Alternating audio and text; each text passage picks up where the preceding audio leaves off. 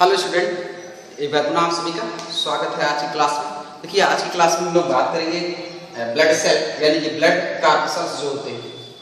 देखिए इसकी जो प्रीवियस वीडियो थी उसमें मैंने डिस्कस किया था कि जो ब्लड होता है वो क्या होता है, और जो ब्लड के पार्ट थे उसमें हमने दो चीजें बताया था आप लोगों को। एक हमने बताया था प्लाज्मा, और सेकेंड आपको हमने क्या बताया था, प्लाज्मा, एंड सेकेंड आपको हमने बताया था ब्लड कार्पसल्स। ठीक, यानी कि रुधिर कणिकाएं, और पहले हमने बताया था प्लाज्मा। तो प्लाज्मा आपने प्रीवियस वीडियो में स्टडी किया हुआ। आज की वीडियो में हम लोग देखेंगे ब्लड कार्पसल्स, या फिर इसे हम लोग क्या कहते हैं, ब्लड सेल्स। हमने बताया था लास्ट वीडियो में, इससे पूर्व की जो वीडियो थे, कि जो आपकी ब्लड होती है, ठीक है, उस ब्लड में दो चीजें पाई जाती है, प्लाज्मा और ब्लड सेल्स। तो ब्लड सेल्स जो होती है इसी प्लाज्मा में आपकी क्या होती है, विलीन होती है, पाई जाती हैं। आइए देखते हैं हम लोग यहाँ पर।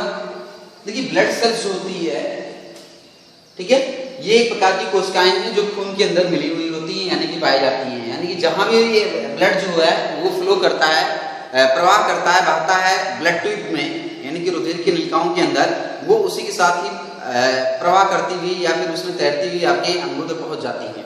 ठीक है ना। आइए देखते हैं ब्लड सेल्स जो होती हैं वो तीन प्रकार की होती हैं। पहली जो है वो क्या है, रेड ब्लड सेल्स।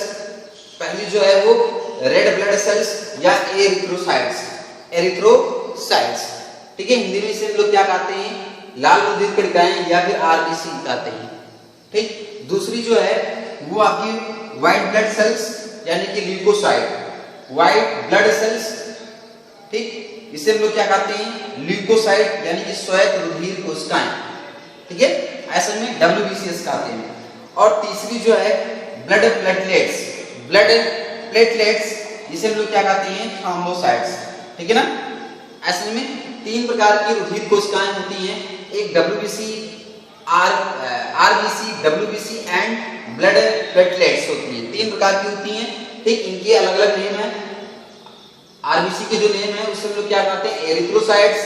WBC की जो है उससे हम लोग ल्यूकोसाइट्स, एंड ब्लड जो प्लेटलेट्स होती हैं उसको हम लोग थ्रोम्बोसाइट्स कहते हैं। ठीक है, क्या कहते हैं, थ्रोम्बोसाइट्स कहते हैं। आइए देखते हैं हम लोग।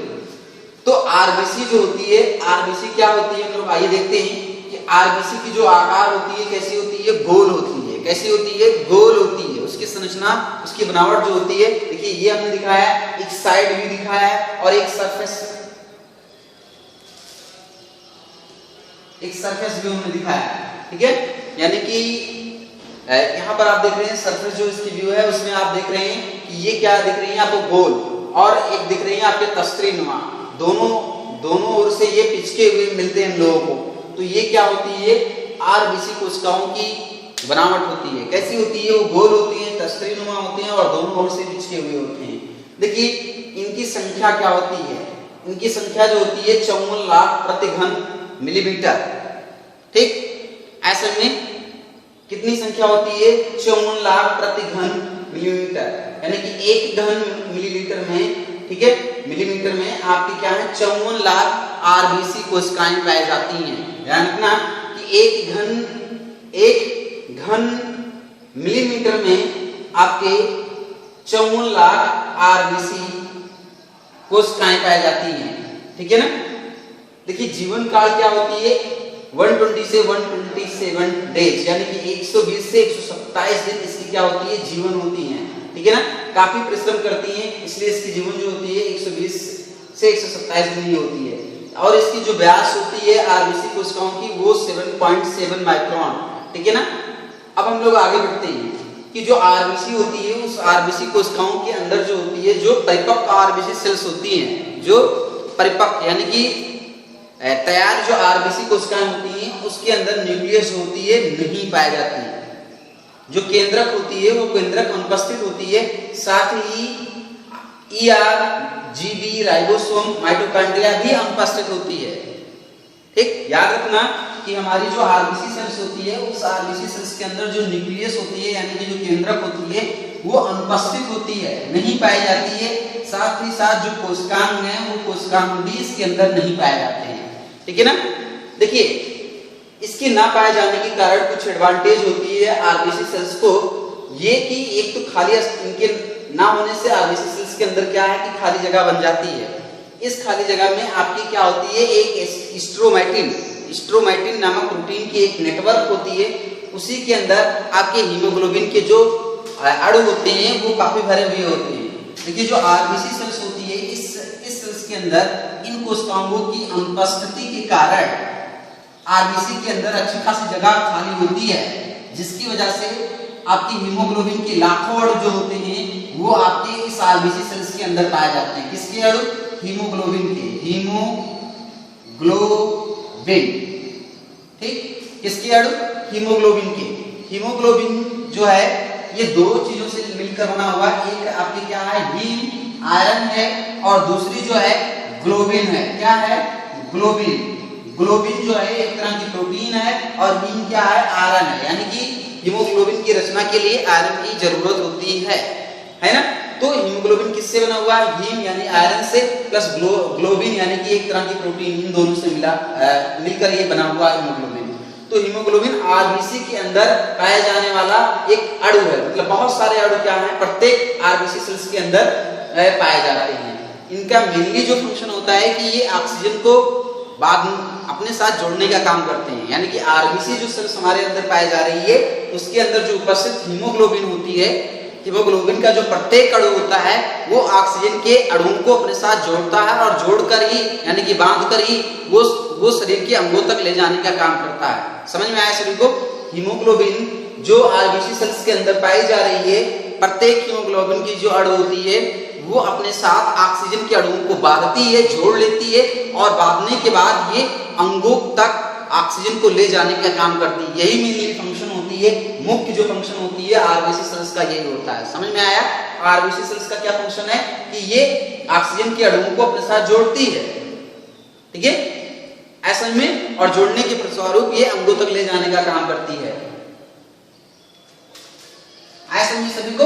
तो हीमोग्लोबिन जो है जब ये ऑक्सीजन को अपने साथ जोड़ता है तो ये आपके ऑक्सी हीमोग्लोबिन बना लेता है। यानी कि जब ऑक्सीजन इसके साथ जुड़ता है, किसके साथ? हीमोग्लोबिन के साथ, तो ये हीमोग्लोबिन जो होता है वो बदल जाता है ऑक्सी हीमोग्लोबिन। यानी कि ऑक्सी मतलब ऑक्सीजन, हीमोग्लोबिन मतलब हीमोग्लोबिन, ठीक है ना, ऑक्सी हीमोग्लोबिन।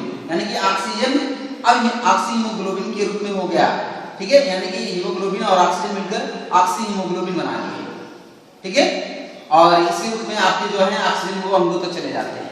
देखिए हीमोग्लोबिन का जो एक अणु होता है वो क्या करता है, ऑक्सीजन के चार अणुओं को अपने साथ जोड़ता है। जैसे कि Hb क्या है, Hb एक अणु है तो वो चार ऑक्सीजन के अणुओं को अपने साथ क्या करता है, जोड़ता है, और ये HbO2 बनाता है। यानी कि यहाँ पर मतलब क्या है कि हीमोग्लोबिन जो है वो चार ऑक्सीजन के अणुओं को एक हीमोग्लोबिन का अणु चार ऑक्सीजन के अणुओं को अपने साथ ले जा सकता है और लेके जाता है अंगों तक, ठीक है। ये चीज हम लोगों को याद रखना है, ठीक है। तो ये आरबीसी सेल्स हैं। क्या है? आरबीसी सेल है। जो भी ब्लड सेल्स होती हैं उसका फॉर्मेशन जो हमारी बोन होती है, उस बोन के अंदर जो रेड बोन मैरो होती है यानी कि लाल अस्थिमज्जा जो होती है, उन लाल अस्थिमज्जा के अंदर एक हीमोपोएटिक सेल्स पाई जाती है। उस हीमोपोएटिक सेल्स के द्वारा इन आरबीसी सेल्स की जो होती है और भी जो सेल्स होती हैं उन सेल्स का फॉर्मेशन होता है, ठीक है। यानी कि जो ब्लड सेल्स होती हैं उन ब्लड सेल्स का फॉर्मेशन आपके बोन मैरो के अंदर यानी कि जो रेड बोन मैरो होती हैं वहां पर आपके हीमोपोएटिक सेल्स होती हैं, उस हीमोपोएटिक सेल्स द्वारा इनका क्या होता है, फॉर्मेशन होता है, ठीक है। समझ में आया आरबीसी सेल? अब नेक्स्ट हम लोग बढ़ते हैं डब्ल्यूबीसी सेल्स यानी कि व्हाइट ब्लड सेल्स, ठीक है। व्हाइट ब्लड सेल्स होती हैं जिसे हम लोग क्या कहते हैं, ल्यूकोसाइट्स कहते हैं, यानी कि श्वेत रुधिर कोशिकाएं कहते हैं या फिर श्वेत रुधिर कणिकाएं भी कहेंगे, क्योंकि इसे हम लोग व्हाइट ब्लड कार्पसल्स भी कहते हैं। क्या कहते हैं? व्हाइट ब्लड कार्पसल्स भी कहते हैं, ठीक है ना। देखिए इसकी जो आकार है कैसी है, अमीबा के समान, यानी कि अमीबा की भांति क्या होती है, ये अपने आकार को क्या करती हैं, बदल सकती हैं। केंद्रक जो होता है इसमें पाया जाता है, ठीक।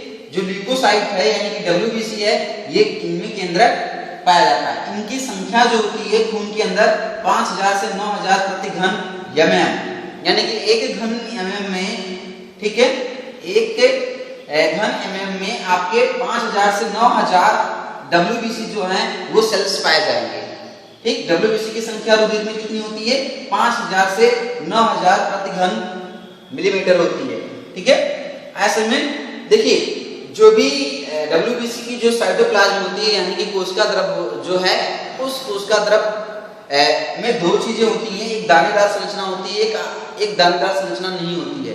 इसके आधार पर इनको दो भागों में अलग करते हैं, एक ग्रेन्युलोसाइट्स और दूसरी जो होती है आग्रेन्युलोसाइट्स। एक जो होती है कणिका में श्वेत रुधिर कोशिकाएं और दूसरी जो होती है आकणिका में श्वेत रुधिर कोशिकाएं। जो ग्रेन्युलोसाइट्स होती है यानी कि कणिका में श्वेत रुधिर कणिकाएं जो होती हैं, इनका जो कोशिका द्रव होता है वो क्या दानेदार नुमा होता है। यानी कि आरबीसी कि जिस सेल्स का कोशिका द्रव दानेदार नुमा होगा उसे हम लोग क्या कहेंगे? ग्रेन्युलोसाइट्स यानी कि कणिका में डब्ल्यूबीसी, और जिनका साइटोप्लाज्म यानी कि कोशिका द्रव कणिका नुमा दानेदार नुमा नहीं होगा उन्हें हम लोग क्या कहेंगे? आग्रेन्युलोसाइट्स डब्ल्यूबीसी या फिर आकणिका में डब्ल्यूबीसी कहते हैं। देखिए जो ग्रेन्युलोसाइट्स कणिका में डब्ल्यूबीसी होती हैं वो तीन प्रकार की होती हैं। एक जो होती है एसिडोफिल्स यानी कि एसिडोफिल्स, दूसरी होती है बेसोफिल्स, तीसरी होती है न्यूट्रोफिल्स। ठीक, आइए देखते हैं एसिडो जो फिल्स होती है। ठीक, हमने कहा कि इनमें सभी में क्या होगा? न्यूक्लियस पाई जाएगी, तो न्यूक्लियस सब में मिलेगा, जबकि आरबीसी सेल्स में न्यूक्लियस नहीं मिल रही थी यानी कि एब्सेंट थी उसमें। एसिडोफिल की जो माप होती है वो आपके 10 से 15 माइक्रोमीटर। ठीक, इसकी क्या होती है? 10 से 15 माइक्रोमीटर होती है। जो केंद्रक होता है एसिडोफिल की वो द्विपालिक होता है यानी कि दो पालियों में पाया जाता है। हमने देखिए यहाँ पर एसिडोफिल की स्ट्रक्चर बनाया है। ठीक है, अमीबा लाइक तो सेल्स होती हैं परिवर्तनशील यानी कि अपने आकार को बदलती रहती हैं। इनकी जो व्यास होती है वो क्या है? 10 से 15 माइक्रोमीटर आपकी क्या होती है? इनकी साइज होती है। और ये क्या होते हैं? इनका जो केंद्रक है वो द्विपालिक होता है यानी कि एक लोब यहाँ पर मिल रहा है, दूसरी लोब यहाँ मिल रहा है। ये क्या है? आपके न्यूक्लियस है। क्या है? न्यूक्लियस है यानी कि केंद्रक है, और ये सेल है और ये आपके इसकी साइटोप्लाज्म है। तो आप देख रहे हैं कि जो एसिडोफिल्स की जो न्यूक्लियस है वो क्या है? द्विपालिक केंद्रक के रूप में पाई जा रही है। ठीक है ना? ऐसा में देखिए इनका जो मूल फंक्शन होता है, इनकी जीवन अवधि जो होती है वो काफी कम होती है, कुछ दिनों तक ही होती है इन डब्ल्यूबीसी की। देखिए जो एसिडोफिल की जो मूल फंक्शन है ये इम्यूनिटी में काम करते हैं यानी कि प्रतिरक्षा में काम करती हैं, रोगों से सुरक्षा करती हैं हमारी कौन? एसिडोफिल्स। इसके अलावा जो एलर्जी होती है उस एलर्जी से निपटने का भी इनका काम होता है, किसका? एसिडोफिल्स का। और साथ ही साथ जो आपके हाइपर सेंसिटिविटी होती है, अति संवेदनशीलता जो होती है, उन सारी जो प्रक्रियाएं हैं उनमें आपकी ये भाग लेती हैं एसिडोफिल सेल्स। ठीक है ना? एलर्जी की कंडीशन में, रोगों से सुरक्षा की कंडीशन में, और जो हाइपर सेंसिटिविटी होती है यानी कि अति संवेदनशीलता जो होती है, ठीक है, उस कंडीशन में ये आपके एसिडोफिल्स जो सेल्स होती हैं वो भाग लेती हैं। दूसरी जो होती है बेसोफिल सेल्स होती है। बेसोफिल सेल्स की जो साइज होती है वो 8 से 10 माइक्रोमीटर होती है। कितनी होती है? 8 से 10 माइक्रोमीटर होती है। और इसका जो केंद्रक होता है यस टाइप केंद्रक पाया जाता है। आप देख रहे हैं ये हमने बनाया है बेसोफिल। क्या बनाया है?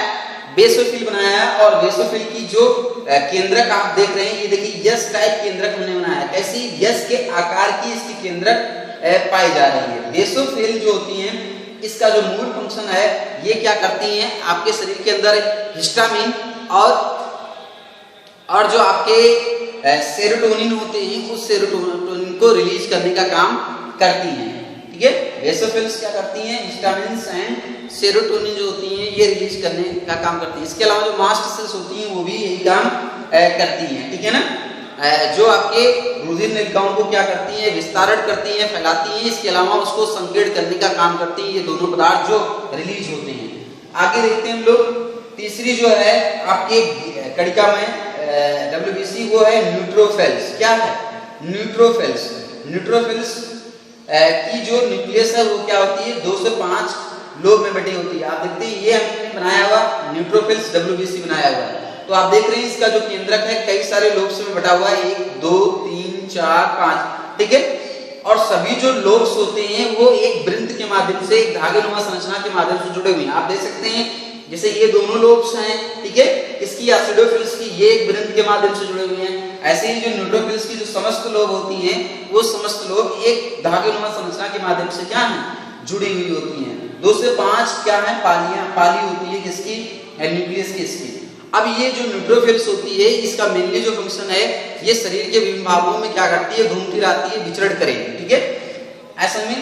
और ये घूमती रहेगी, बाहर से जो भी पैथोजेंस आएंगे, यानी कि जो भी रोगाणु आएंगे, हानिकारक जीवाणु आएंगे, ठीक है, और भी पदार्थ आएंगे जो शरीर को शरीर पर रोग फैलाने का काम करेंगे, उनसे ये क्या करेगी, लड़ने का काम करेगी, ठीक है ना, और उनको नष्ट करने का काम करेगी। तो ये आपके न्यूट्रोफिल्स काम करेगी, ठीक है। न्यूट्रोफिल्स क्या काम करेगी, जब भी कोई फॉरेन पार्टिकल्स यानी कि जो बाहर के जो रोगाणु हैं वो शरीर में उनकी एंट्री हो जाएगी, तो उस कंडीशन में न्यूट्रोफिल्स जो होती हैं, आपके जो कनेक्टिव टिश्यू होती है, उन सभी स्थानों पर ये क्या करती हैं, तेजी से जाती हैं, रुधिर से निकलकर यानी कि ब्लड से निकलकर, ठीक, और उन रोगाणुओं को ये फेज करती हैं, यानी कि फेज करके उसको नष्ट करने का काम करती हैं। तो ये आपकी क्या करती है, न्यूट्रोफिल्स काम करती है। दूसरी जो है WBC, वो है ग्रेन्युलोसाइट्स, यानी कि आकड़िका में WBC होती है। देखिए इसका जो साइटोप्लाज्म कैसी होती है, दानेदार नुमा नहीं होती है, इसका साइटोप्लाज्म दानेदार नुमा नहीं पाया जाता। साथ ही इसका जो केंद्रक होता है वो लोब में हमको नहीं मिल रहा, क्या, जो ग्रेन्युलोसाइट्स की WBC है, उसका जो केंद्रक है हमें लोब्स में यानी कि पिंडों में या पाली में हमको नहीं मिल रहा है, ठीक है ना। ये ग्रेन्युलोसाइट्स जो सेल्स होती हैं, 2 टाइप्स की होती हैं, एक जो होती है लिम्फोसाइट सेल्स होती हैं, दूसरी जो होती हैं मोनोसाइट सेल्स होती हैं, ठीक। ग्रेन्युलोसाइट्स क्या होती है, 2 प्रकार की होती है, एक लिम्फोसाइट सेल्स होती है, दूसरी जो होती है मोनोसाइट सेल्स होती है। देखिए लिम्फोसाइट जो सेल्स होती हैं, ये 6 से 16 माइक्रोन की होती हैं, केंद्रक जो होता है आपको बड़ा गोल सा दिख रहा है, ठीक है, ये लिम्फोसाइट सेल्स होती हैं। लिम्फोसाइट का जो मेनली फंक्शन है कि जब भी कोई रोगाणु आपके शरीर के अंदर पहुंचता है और उसके द्वारा आपके कोई एंटीजेंस बनाए जाते हैं। एंटीजेंस का मतलब क्या है कि रोगाणु जब शरीर के अंदर पहुंचते हैं तो वो टॉक्सिन्स मटेरियल्स बनाते हैं, जिसकी वजह से हमारी जो सिस्टम होती है वो प्रभावित होती है, और उस टॉक्सिन्स की वजह से ही हमारे शरीर पर क्या है कि रोग फैलते हैं, जो आपके एंटीजन है, ठीक है ना, एंटीजन की वजह से। तो ये जो लिम्फोसाइट्स जो लिम्फोसाइट्स हमारी हैं WBC की, ये लिम्फोसाइट एक विशेष प्रकार की पदार्थों का संश्लेषण करती हैं, ठीक है, उसे हम लोग क्या कहते हैं, एंटीबॉडीज कहते हैं। और लिम्फोसाइट जो होती हैं एंटीबॉडीज, यानी कि जो भी विशेष प्रोटीन ये बना रही हैं उस एंटीबॉडीज को बाहर रिलीज कर देती है। वो एंटीबॉडीज जो होती है, जो भी एंटीजेंस होते हैं, उन एंटीजेंस को नष्ट करने का काम करती है, यानी कि उसको खत्म करने का काम करती है। समझ में आया कि लिम्फोसाइट सेल्स द्वारा जो भी एंटीबॉडीज बनाए जा रही हैं, वो एंटीबॉडीज जो भी एंटीजेंस हैं उस एंटीजेंस को निष्क्रिय करते हैं। क्या करते हैं, उसको निष्क्रिय करने का काम करते हैं। तो बहुत बड़ा फंक्शन होता है किसकी, लिम्फोसाइट सेल्स का हमारे शरीर के अंदर, ठीक है। दूसरी जो है आपकी ग्रेन्युलोसाइट WBC में, वो है मोनोसाइट्स, ठीक है। ये लगभग 12 से 15 माइक्रोमीटर की होती है। केंद्रक जो होता है बड़ा होता है, अंडाकार होता है, या फिर सेम के बीच के आकार की क्या होती है, इसकी कुछ न्यूक्लियस पाई जाती है, ठीक है ना। ऐसे में ये जो मोनोसाइट्स होती हैं, इनका भी महत्वपूर्ण काम होता है। ये मोनोसाइट सेल्स होती हैं, जो मोनोसाइट सेल्स होती हैं, ये मैक्रोफेजेस सेल्स में आपके क्या होती हैं, कन्वर्ट होती रहती हैं, यानी कि बदलती रहती हैं। मोनोसाइट सेल्स जो होती हैं, जो मैक्रोफेजेस सेल्स होती हैं, उसमें ये रूपांतरित होती रहती हैं। और मैक्रोफेजेस सेल्स ऐसी सेल्स होती हैं जो माइक्रोब्स होते हैं, यानी कि सूक्ष्मजीव होते हैं, उनको फेज करने का काम करते हैं, ठीक है ना।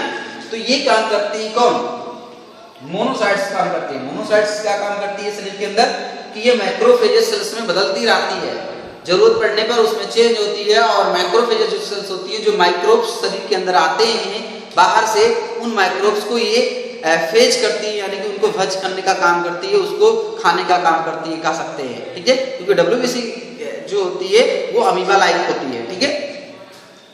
तीसरी जो ब्लड सेल्स है हमारी क्या है, ब्लड प्लेटलेट्स हैं, जिसे हम लोग क्या कहते हैं, थ्रोम्बोसाइट्स कहते हैं, ठीक। ऐसा में तीसरी जो सेल्स है वो हमारी क्या है, ब्लड प्लेटलेट्स होती हैं, जिसे हम लोग क्या कहते हैं, थ्रोम्बोसाइट्स कहते हैं। इनकी जो माप होती है वो 2 से 4 माइक्रोन व्यास की होती है, ठीक है। जबकि इनकी जो संख्या होती है रुधिर के अंदर, खून के अंदर, वो 2 से 5 लाख यानी कि 2 से 5 लाख प्रति घन मिलीमीटर होती है। कितनी? 2 से 5 लाख प्रति घन मिलीमीटर इनकी क्या होती है? संख्या होती है रुधिर के अंदर, ठीक। ब्लड प्लेटलेट्स की कितनी संख्या होती है? 2 से 5 लाख प्रति घन मिलीलीटर होती है, ठीक है, या मिलीमीटर होती है। अब देखते हैं हम लोग इसको कि इस ब्लड प्लेटलेट्स का जो मेनली फंक्शन होता है वो शरीर के अंदर रुधिर का थक्का बनाने का, ठीक है। यानी कि जब भी हमारे कोई शरीर के पार्ट इंजर्ड होते हैं या फिर क्षतिग्रस्त होते हैं तो वहां से खून का रिसाव स्टार्ट हो जाता है, यानी कि खून जो है वहां से बहने लगता है, ठीक है। थोड़ी देर में क्या होता है, वो खून का जो बहाव है वो बंद हो जाता है, ठीक है। तो ये जो प्लेटलेट्स होती हैं यानी कि ब्लड प्लेटलेट्स होती हैं, इनके द्वारा एक विशेष पदार्थ रिलीज किए जाते हैं और ये क्या करते हैं, वहां के खून को क्लॉट करते हैं, यानी कि वहां के खून का थक्का बनाते हैं और थक्का बनने की वजह से खून की जो रिसाव है यानी कि जो ब्लीडिंग है ब्लड की, वो क्या होती है, रुक जाती है। तो ये मोस्टली फंक्शन होते हैं किसका? आपके ब्लड प्लेटलेट्स का, ठीक है। तो ये थी आपके blood cells, RBC, WBC and blood platelets, ठीक। तो 3 मोस्ट सेल्स हमारे ब्लड के अंदर यानी कि खून के अंदर पाए जा रहे हैं। आइए जानते हैं फंक्शन ऑफ ब्लड यानी कि रुधिर के कार्य। आखिर क्या क्या काम हमारे शरीर के अंदर होता है खून का, ये हम लोग देख लेते हैं। 4-5 पॉइंट को पढ़ लेते हैं, क्योंकि हाई स्कूल की क्लास के अंतर्गत हम लोगों को बहुत ज्यादा विस्तृत नहीं पढ़ना है। जब भी आप 11th में जाएंगे क्लास से 11 में, तो जो एनिमल फिजियोलॉजी होगी यानी कि जन्म कार्यकी होगी, उसके अंतर्गत आपको पुनः इस ब्लड को विस्तृत पढ़ाया जाएगा, यानी कि फंक्शन जान लेते हैं।